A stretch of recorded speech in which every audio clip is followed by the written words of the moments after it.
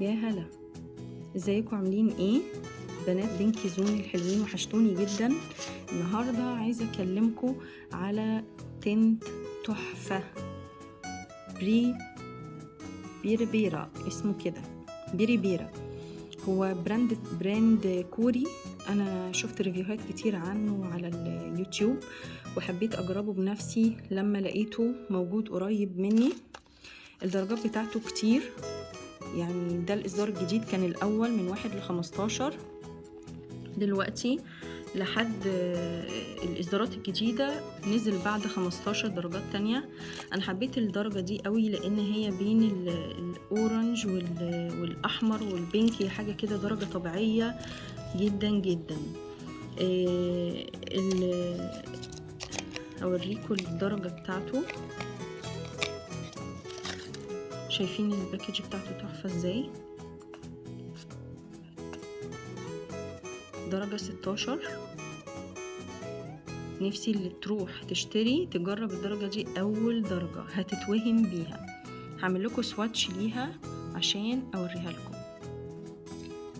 بصوا ده سواتش ليها، درجة طبيعية قوي قوي قوي على الشفايف. عايزة تقلي تخففي بصراحة، وهمية وهمية وهمية. نيجي بقى لثباته.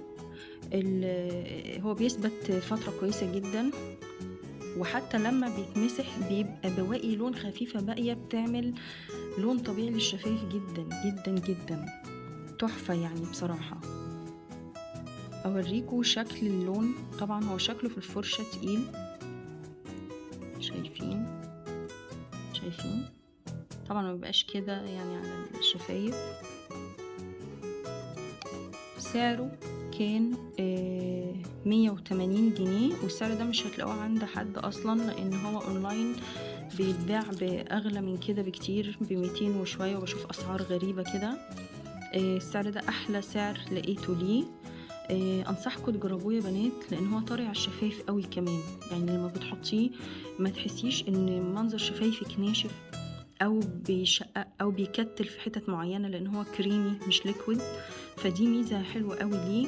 كمان مش بيلمع، فالمنظر على الشفايف طبيعي، يعني مش بيلمع ومش مات برضو. هو ليه لون طبيعي قوي قوي على الشفايف. انصحكم تجربوه، وهحط لكم برضو الدرجات التانية بتاعته عشان تشوفوها حسب الاندرتون بتاع وشك. بقى انت بتختاري، لو هو على بينكات تختاري على بينكات، لو الاندرتون بتاع وشك دافي تختاري بقى الدرجات اللي على اورنج واحمر زي اللي انا مختاراها. والدرجة دي بتليق على بنات البيض قوي برضو، لان انا فاتحة، فالدرجة دي ماشية معايا كويس، واكيد هتليق على بنات كتير. اتمنى الريفيو بتاعي يكون عجبكم. اي سؤال تحبوا تسألوا عليه سيبهولي في الكومنتات وانا هجاوب عليه. واللي ما اشتركتش تشترك في القناة. انا عايزه اقول لكم ان انا زعلانه جدا منكم، لان 97% من اللي بيشوفوا القناه مش مشتركين فيها، بيشوفوا الريفيوهات ويطلعوا من غير ما يشتركوا.